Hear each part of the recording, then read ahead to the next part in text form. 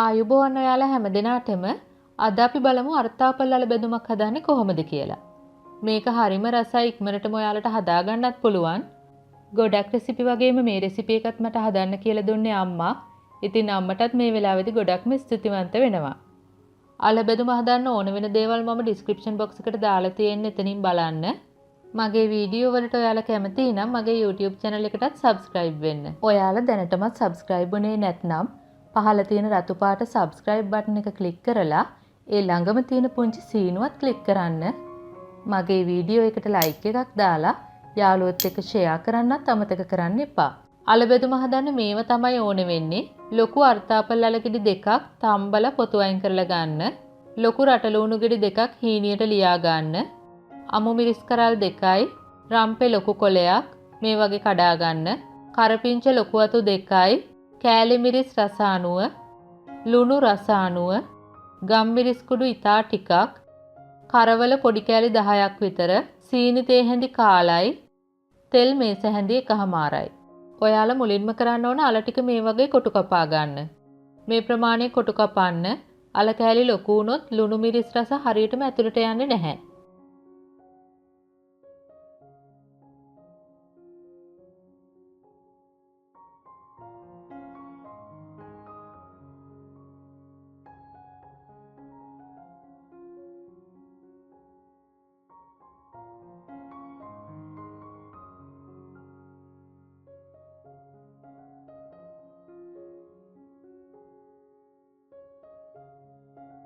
අපි අල බෙදුමට සාමාන්‍යයෙන් දාන ලුණු ප්‍රමාණය තියෙනවනේ.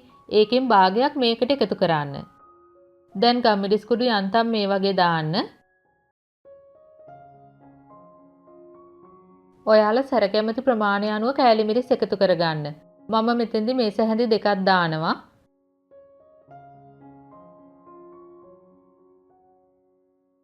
දැන් මේ වගේ හොලවල කවලම් කරගන්න.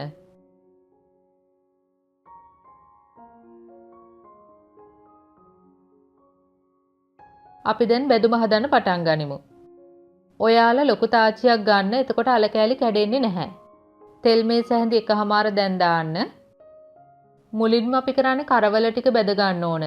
ඔයාලට හාල් මැස්සෝ එහෙම නැත්නම් උඹල කඩ ගන්නත් පුළුවන්.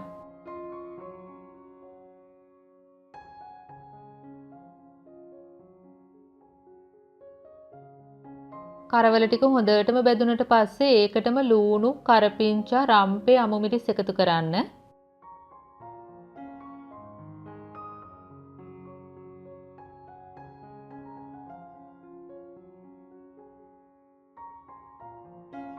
දැන් රස අනුව ඉතිරි ලුණු ටිකක් දාන්න.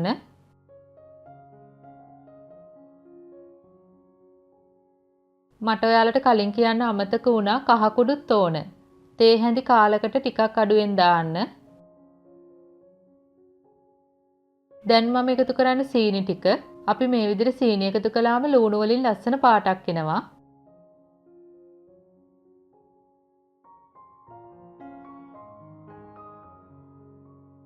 දැන් මේක පියනකින් වහලා තැම්බෙන්න දෙන්න. දැන් මේ වගේ හැඳි ගාලා බැද ගන්න.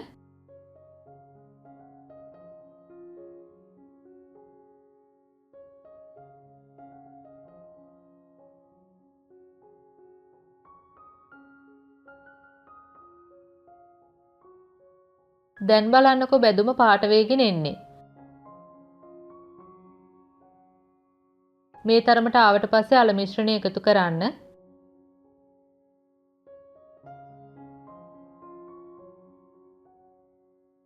දැන් ඔයාලා මේක හොඳට කවලම් කරගන්න.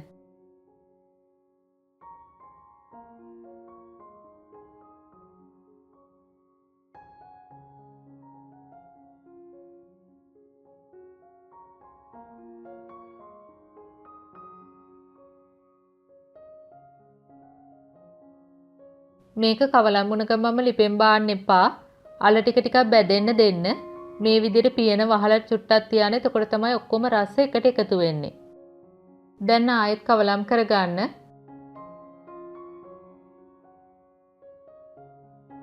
දැන් මිරිස් ගතිය මදි නම් තව ටිකක් එකතු කරගන්න.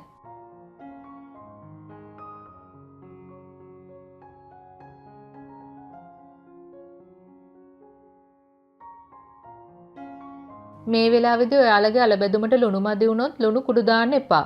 එතකොට ලුණු ටිකක් වතුරට දිය කරලා යන්තම් බැදුමට ඉහින්න ඕන. කවලම් කර කර ටිකක් ඉහළ රස බලන්න. මොකද අලවලට ලුණු ඉක්මනට උරා ගන්නවා. ඒක නිසා ඔයාලා ගොඩාක් ලුණු ඉස්සොත් ලුණු රස වැඩි වේවි. දැන් මේ තරමට ආවම ඇති ඔයාලා ලිප ඔෆ් කරගන්න. බලන්න මේ අලබැදුමේ ලස්සන රසත් ඒ වගේමයි. ඉතින් ඔයාලත් මේ අලබැදුම හදලා පවුලේ අය එක්ක රස විඳින්න. මේ සම්බන්ධයෙන් ඔයාලට ගැටළු යෝජනා අදහස් ඇතිනේ. ඒව පහලින් කමෙන්ට් එකක් දාන්න.